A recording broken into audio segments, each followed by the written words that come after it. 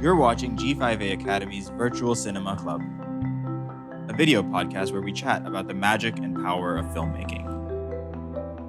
We are your hosts, Neeraj and Ishan. Each fortnight, we select a director and two of their films to discuss and focus on. Join us as we look closely at the different threads that begin to emerge across the director's work. Similar themes, a signature style, or maybe the evolution of an idea.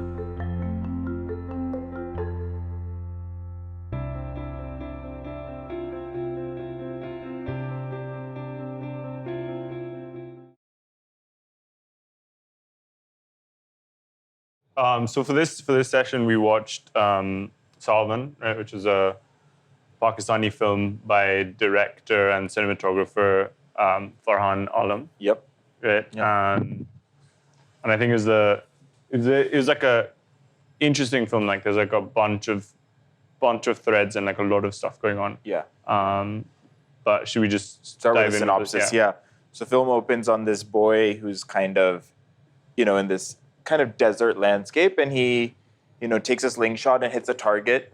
And then you see this, you don't know who, like it's a very tight shot, and then you like see him kind of wrap these like cloth things around his hands, and then he like scoots over to the target and, circles it, and then goes home, and you discover who he is. And it's maybe like a 10 to 12-year-old boy who's had polio, and which you find out later. Yeah, I mean, you don't know explicitly, but like you can, I guess, depending on like the context. I mean, but he's he's disabled and crippled, and has to get his way around through other means. Yeah, get around the house. Basically, like on his hands. Yeah, and then the very first scene is basically his.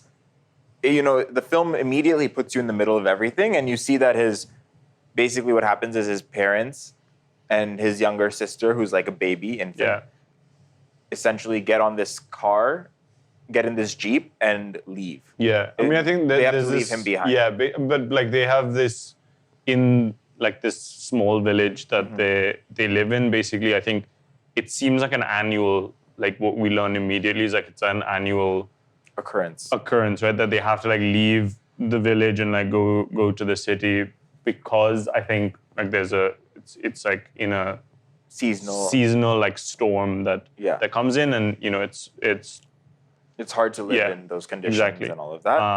And then, but obviously there is undertones of like there's like a mafia sort of thing, right? They're basically like they're holding you hostage to some extent, right? Like you have to pay the fee, and then to get to the big and city, then they'll decide if there's space. Yeah, exactly. Which is what happens to them, right? Like the guy comes super late. The truck is already basically full. They've only got space for 2 people, even though they've booked for 4 seats. Exactly, and so then they're trying to like figure it out. And so the father in that sequence, right, seems to be the most like familial so far that we've seen, right? Where he's like, no, you better take all 4 of us. You have to take us, right? Whereas before that, we see him very sort of like aloof and like not really caring and almost and borderline abusive. Yeah, exactly, right? Which we later realized is the case. And it's like I think one of the things that wasn't like a slight issue throughout for me was that there was like it leaned towards like stereotypes, right? Of say like a family setup in terms of the husband, wife, and then sort of that stigma of this like polio affected son, right? And I think that's really obviously from the beginning that's the driving force of the film, right? Is he already has these obstacles and challenges in his life, and he's sort of he's very intelligent. Yeah, as a kid. He's very smart, but like he's sort of like living like he's like accepted his lot. Fate. Yeah. And he's kind of making the most of it, and he's not very like bogged down at least like he does his own thing even when his father is like yelling at him or whatever. Like he has that like positive outlook, which is super absolutely. admirable. I think it's also like later on you find out also like in this one scene, which I thought was like very smart, because so in the opening scene the father comes in and because the baby is crying and is like, don't try to hold her because you dropped her last time or something that. And you're like, you kind of just pass it off. It's like, okay, yeah, it's fine. But later on you find out that the first time it happened was because he almost was overhearing his father was about to beat his mother. And so to like distract and everything, he like gets the baby to cry so that they come in. So they come in and not, distract. So it's like, he's very he's like perceptive. Exactly. And I think that's something that we see throughout, right? Because what ends up happening is that the mother and baby get on the truck, right? And then he's carrying the father's carrying Saawan, right? And then they're going, but the driver just drives off. Yeah. Right. And he's like, this is he's like, I don't care. Whoever's like, when I drive off, whoever's on the truck will be taken. Whoever's not, like, your problem, not mine. And then one of the guys on the truck pulls a gun. Yeah. And points it at the father. Yeah, exactly. And carrying the son because they don't want the kid with polio on the on the Jeep. Because they're like, he's not well, like he'll get us whatever. Infected and all that, yeah. A lot of kind of like going to the stigma around it, right? Exactly. And but so, what's interesting is that like he bites, right? Like Saawan bites his father's shoulder. Yeah, and so then the father drops him. And then he tells him to run away, like to go. So he knows like his father can get away if his father just goes on his own. Yeah. And so he like takes that sacrifice as a kid. Yeah, which is telling his father to go. And like an incredibly like perceptive and also like very like difficult decision for like a 10 to 12-year-old. Also comes as a very interesting counterpoint because in that scene prior, you see that his father essentially scolds him for drinking all the water. Remember? Yeah, exactly. Like right in the moment before. So it's like you immediately start to see who Saawan really is, as opposed to like what other people around him are painting him as, kind of going to the idea of like the whole stigma around polio, right? Yeah. Like such a burden. The way society sees him is not necessarily who he really is. And so like you showcase character through like, I guess these like little moments of like show and tell, or show not tell, sorry. And then also, then you sort of like, you see that again when he kind of at first just like goes back home, right? Goes inside the house, stays there. And he's like, I'll just wait here. And then obviously realizes that that's like, not possible. And he has to like figure it out himself. And so like, he like scavenges and gets like an old tire this time. Basically like fashions shoes. Essentially like a leg. Like a leg. Like a crutch that he can walk on. Right. Yeah. And then, first you see him with using a stick as like a actual crutch, and then slowly as he like gets accustomed to it, he can let go. He doesn't use that anymore. The sense of overcoming these obstacles that are in his life, and then he uses that to kind of overcome this bigger thing where he has to get to his family. Exactly. And he's like basically scaling mountains, right? And like hills and all of that stuff. And which is like, it's like a very like it's hard to believe, right? That a person would. But apparently it's based off a true story. Yeah. There. Which is even more fascinating. And like, I think it's like to be able to see that, like who, in I guess like a character or person that's like already has these quote unquote disadvantages, right? Yeah. Able to persevere through so much, I think is a really inspiring aspect of the story. Obviously in terms of the storytelling, like which we'll start talking about, is there are some like issues, that like it makes sense to just discuss and then see what how that could have been handled. Because I think there's some But I think, like, for example, like those obstacles that we talked about, right? It's like, I think the filmmakers really focus on a way to show it visually, right? Yeah. So like a big part of the way the film is shown is through these massive landscapes, right? Like you which are have these expanses stunning. of land, just like Stunning.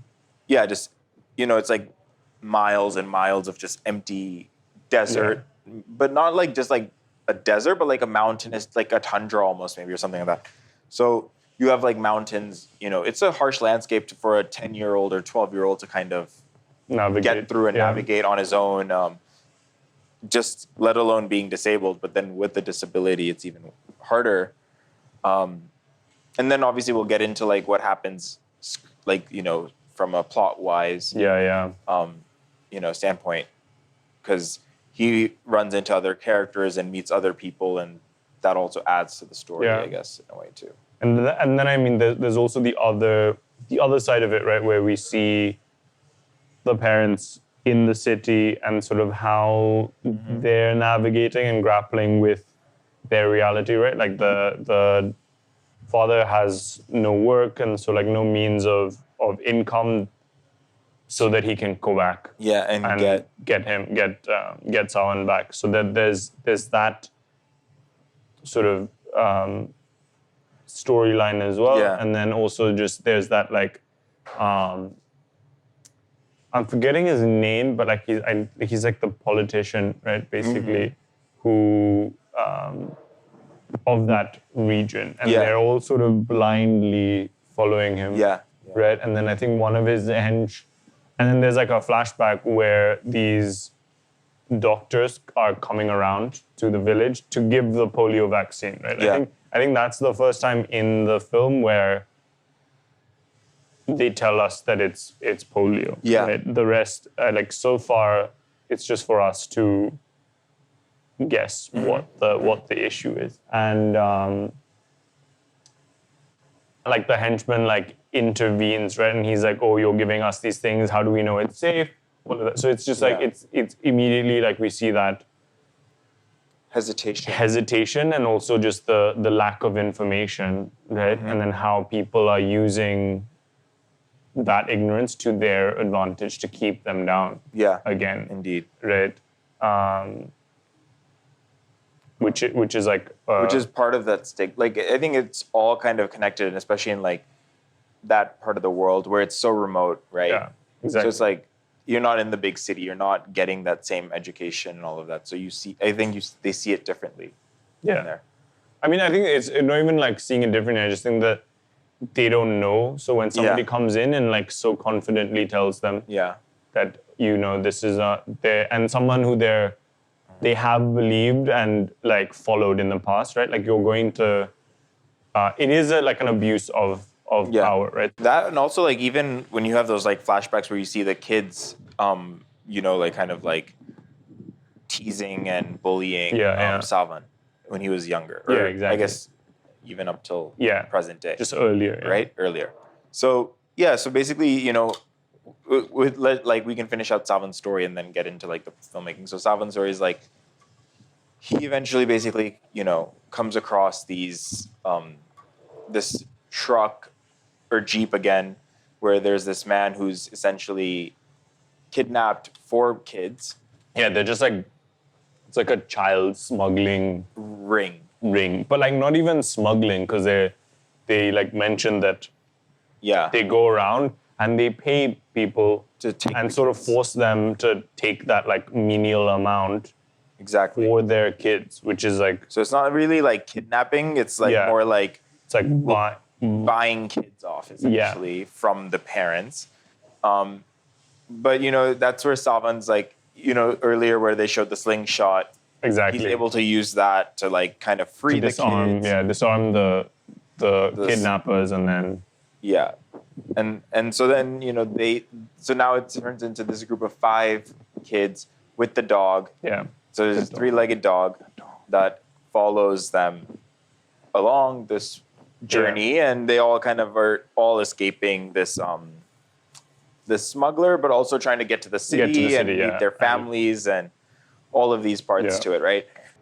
So we were saying that there's like a lot of like questions. right at the end of the film that we're sort of unfortunately left wondering Yeah. what's gone on in the film rather than like how are we responding Yes. to things that like We've seen. Things we've seen, but also like there are issues of like marital dynamics. There's Yep. issues of like stigma for like diseases, and disability. Yeah, I was gonna also. say. But you're unfortunately left not focusing on that, and you're left focusing on like who was this terrorist? Yeah, kind of like just the plot. Like, Yeah. I feel like the plot, like at the end, the plot just gets too confusing in some sense because there are some characters you never see Yeah. that are referenced quite a bit.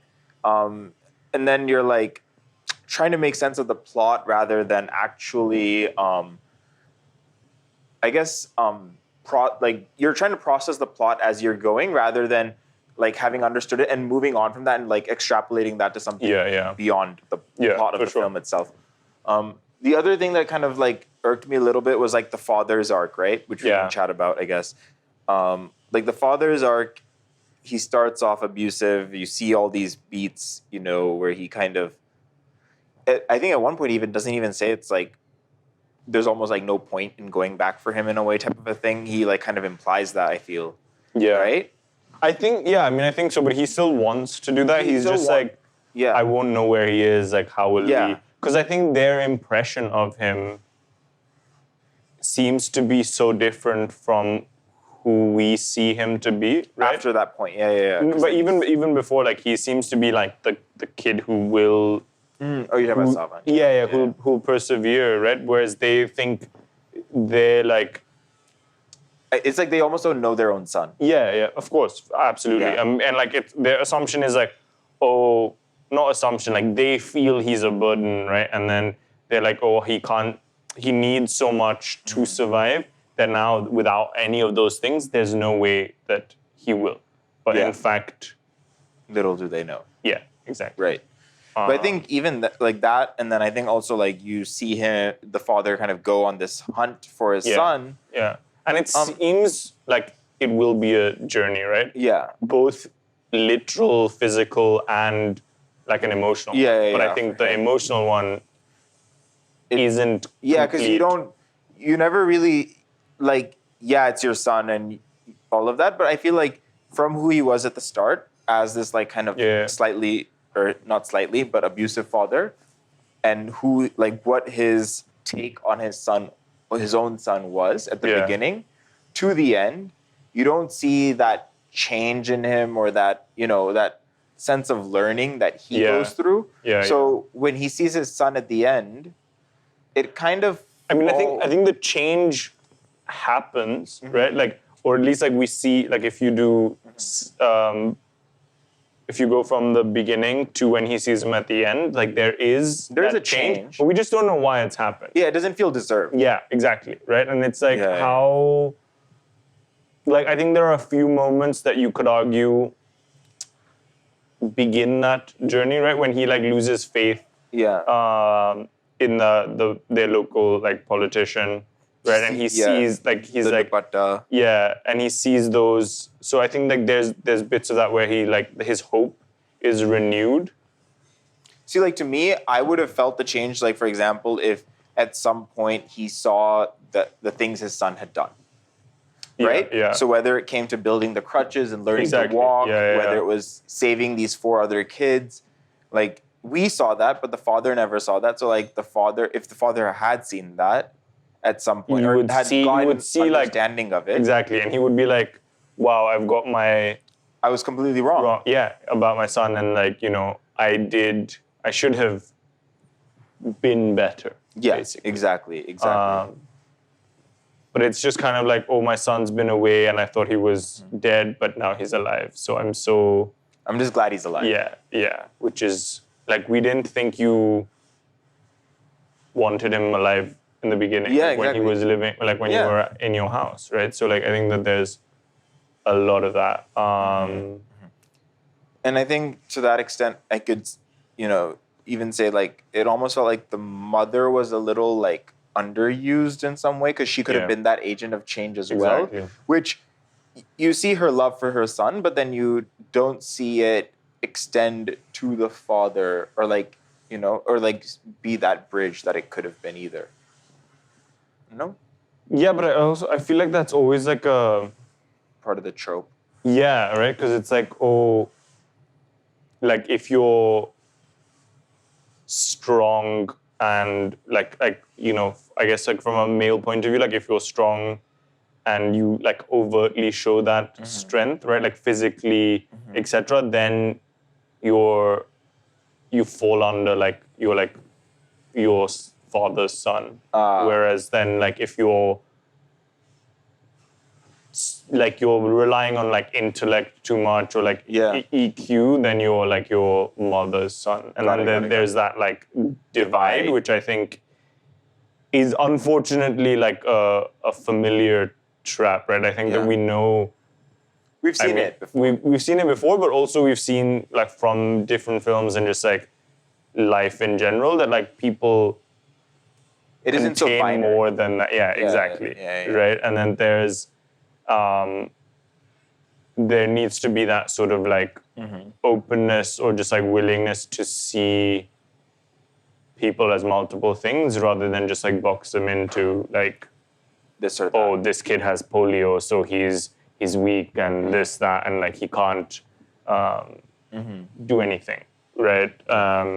Which I think as a viewer you discover, yeah. But the characters in the film need to discover as well. Yeah, I think that there's also like there is a conventional nature to their reactions, right? And I think it one is obviously to do with the time of the film, right? So I think in that sense, as much as it might feel stereotypical or like grating for us, it might be because we're watching it now, right? And it's set in like I think almost like 30 years ago. Yeah. Right? So how was that, if not further back? So like, because I know that it was quite a big, there was a huge stigma around polio, right? Yeah. And I think that that's something that today feels incredibly foreign, but also very relevant because, I mean, we're in the middle of a pandemic, talking about vaccines, right? Like it's very much, like it's very relevant. Yeah. And I think that what's interesting is that the idea or that like response hasn't changed, right? Because people still, I think it's better, but like people still have that stigma or skepticism. Skepticism, but also like there's so many people that are very like cagey about it. Like they'll be like, oh yeah, I found out this person tested positive. Don't tell anybody. Like it's sort of it has that baggage, which I think like we are at a point like medically maybe just like generally that it shouldn't. Yeah. It's like almost better to know who has it so that you're not like if you so that you're safe, so that everyone else is safe. They're safe. Yeah. So that you're. I think it's also just that like that common thing where people are focused inwards rather than like to society. So yeah, exactly. Society, yeah. But yeah, I mean, I think in like just I mean like getting back to the film, like I think it does. So perhaps it is our distance from that time period that makes it seem, because I think it in this like remote village, this sort of dynamic is very likely still existing. Yeah. Right. So how do you? So I think it's not. I think it's like mildly ignorant for us to say like, oh, it's too stereotypical or it's too like this is not the thing. But I know that there are so many places and so many instances across the world, right? It's not in India, it's not in Pakistan. It's like everywhere where people, like one would assume, I think, like you project your understandings on like the rest of the world, right? And you assume like, oh, I know these things, so they must know them, whereas it's not nearly the case, right? So I think that that's also something that like when we're watching these films is like at least like you try and keep in mind, I guess. Right. So Yeah. So like another cool thing, I guess, to discuss, like from a filmmaking technique standpoint, at least, was just like the use of drone, right? So there's like, I guess there was like two ways they kind of used it. There was one which was like kind of like a bird's eye view, like looking straight down on the ground, and then there was like the other one which was like, I guess, the more traditional, where like you can do like those sweeping shots through a valley or the mountains and get landscape. Where you like cover that distance in a short time. Yeah, exactly. But I mean, they start us off with that, the bird's eye view, like right in the beginning. Right? Yeah, it becomes like a motif. Yeah. Yeah, and then it's like where they, like it. I think it's a good example of like the drone, or not the drone shot, but like the bird's eye view angle doing a lot of work for you to set like character context and like build the geography. Yeah, and also the sense of like objective for the character, right? Because it's the truck that's driving away there on one side. There's Saawan on the far left, and then there's the dupatta in the middle. That's fallen, Yeah, that like his mother throws, and then that obviously becomes the like his calling sign. Yeah, right? Exactly. At the end, I mean throughout the film, and I mean like you get to know so much about the area, about the context, and then also you're like, okay, like in a literal sense, you're like, the film now, right, will be him making his way to the truck. Yeah. The metaphorical truck, right? Which is the getting to the city. And getting to the mother, yeah. Yeah, exactly. So yeah. And I think the first time they do it is really cool because it's like you have this entire sequence of shots, and this is the final shot essentially that it leaves you with. Yeah. And then you cut to him on his own. But like when they do that, they add this like interesting like eagle screech sound, like, you know, from the sky, and you kind of it almost like sets. It also places you up there. It places you there, yeah. And then eventually later on, you see like these vultures, and you see the other like birds of that area, and then there's like another top-down shot that I really liked, which was like where you saw all the 5 kids with the dog, kind of just walking through the sand and like, you know, from and then you see them like those ants, like that iconic camel shot photograph. Yeah. So that was really cool. But then there's like these other drone shots where it's like to set the landscape, right? So it's like the camera starts and then goes through the valley or something like that, which I thought were like really effective shots in showing the landscapes, because it keeps changing also throughout the film. Depending on where they are, it's like different landscapes. But I think some of those, like, I think they just needed a little bit more finesse in terms of how the camera moved, or the choice, or just the edit. Yeah, exactly. The choice of shot that they placed. Yeah. Because I think you, like you were mentioning that earlier, is that like when they reach the lake, right, which is a stunning sight. Yeah. Right. Like it's sort of like very like intentionally refreshing. Right. Yeah. Even as the viewer, you feel how like it's like beyond cinematic how like sweeping this landscape is. Yeah. And it's also been so barren before, right? Yeah. And then there's like this like lush green. Yeah. So the choice of shot is very right. I think it's just the execution of it. Which is like just like falters slightly, right? And I think you could miss it. Yeah. Right? But I think like if you're just like watching the film, like there's always that like possibility that you'll spot it, and then it'll like pull you out for a second, right? Yeah. Whereas if it didn't happen, then you're experiencing that moment fully. Yeah. Right. Whereas now it might be like 90%. Yeah, because even I think in the top-down shots, there was like some times where, you know, if it's like because it's like move. Yeah. It slightly moves, like it's like this, right? Whereas like if it was like a static top-down shot, it's like, because I think it, like what happens with the slight movement is it draws your attention to the edges of the frame, and not. But also just like what you want to see. Picture as a moving thing, right? Rather than this is the still frame, and you're seeing everything that's unfolding inside. Yeah. Because like when it's moving slightly, everything's moving, right? Yeah. So like when there's that like small nuanced movement that's happening of the kids walking, you can't miss it. Yeah. Right. Or like if you do it, I would do it where it's like the whole thing, like it's constantly moving from start to finish, and so you're used to that. You're used to the movement. It's not like a jerk. It doesn't feel like a jerk. It feels like a It's like an intentional. Feels choice. very intentional. Yeah. Exactly. So yeah, I think that was like the one thing I thought was like a very interesting. It was like a good choice of motif throughout the film. Yeah. Because of what the landscape of it and the way it is. Yeah, I mean, I think it also just like worked well to establish a lot of things for us without, like, in a very economical sense, right? You're not going over the top for like a small, like payout or whatever, payoff. But you're able to put in these different like visuals and then these different types of shots that allow you to follow the journey as well. Right? Exactly. Like you're seeing the distance that they're covering with this like bird's eye view without being like, oh, we covered such a Exactly.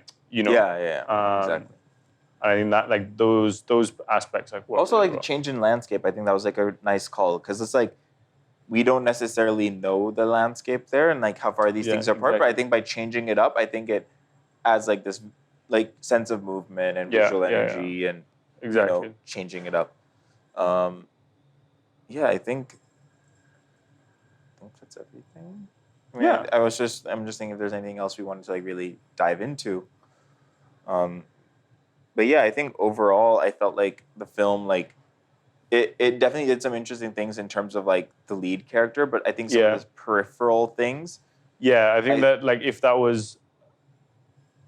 we added a bit more of the nuance, right, in terms of like how are they grappling with these issues, because I think that there is a lot happens to them. We just don't see, except for Saawan, how do they respond to it, right? I think and it's how like, do they make it their own? Like the political undertones, the child kidnapping, the terrorism in the region. Yeah. And there's also a lot of like with that the aspect of like the reporter and the politician, right? Where he asks him a question. There's that whole like promise of free housing, free redevelopment, all of that stuff. And so he asks him, a very pointed question of like, what's the timeline? When will this happen, etc. And then I think that's the one time that, like in the whole film, right? There's a piece of dialogue that's in English, right? And then that's you see an interesting like interpretation from two points of view. The reporter realizes that he's talking in English to avoid telling them the truth, right? Yes. And then, but the henchman sort of tells Salman's father that, oh, look at him, he shut up the reporter in English, like it's it's like selling lies.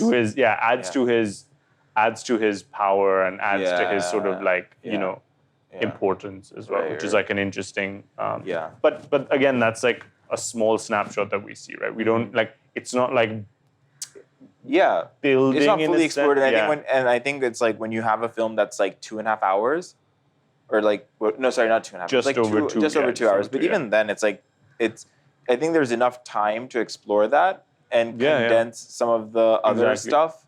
Like some of the flashbacks, I feel like they were great, but they don't add to the story and the context. I think they were like, in comparison, I don't like comparing, but like in comparison to Black Hen, right, which we watched last session, there was like the nuance of the flashbacks or those like slow motion scenes, whereas in this situation it did feel very literal, right? And it felt very expository. Yeah, and like it's like, oh, he's sleeping, like I think like you mentioned, right? Like, oh, he's sleeping, and then it goes into a flashback. So like we're like, okay, is it a dream or it's like a memory? And then like wakes up and you see him just like staring out. So you're like, oh, okay, he's like in thought. And then we're learning about these things when we could have learned about them in a different way. And I think the unfortunate thing is that you see it in the film itself, right? Like there are choices and decisions where things are conveyed to us very well. right? Like whether it's a choice of shot, whether it's the the dynamic between some of the kids, you see that, and then you also see this. So I feel like it highlights that a bit more, unfortunately. Yeah. So I think it just like kind of left me wanting to know a little bit more. Yeah. Just from a story standpoint too, just like Exactly. What are we to take from this? And Yeah. I think some of those other things like the politics, the stigma around polio, Yeah, kidnapping, exactly. there's like some themes and ideas that could have been discussed more efficiently with the time. Yeah, for sure. To like really immerse me in that world. Exactly. Rather than kind of just touch and go. Mm-hmm. Yeah. No, for sure. Cool. I guess we'll talk about 2 more movies hopefully next week. Yeah. Yeah, I think we're gonna continue in Pakistan, and then we're focusing on 2 or 3 more directors. Yeah. That we'll announce soon. And that should be good, man.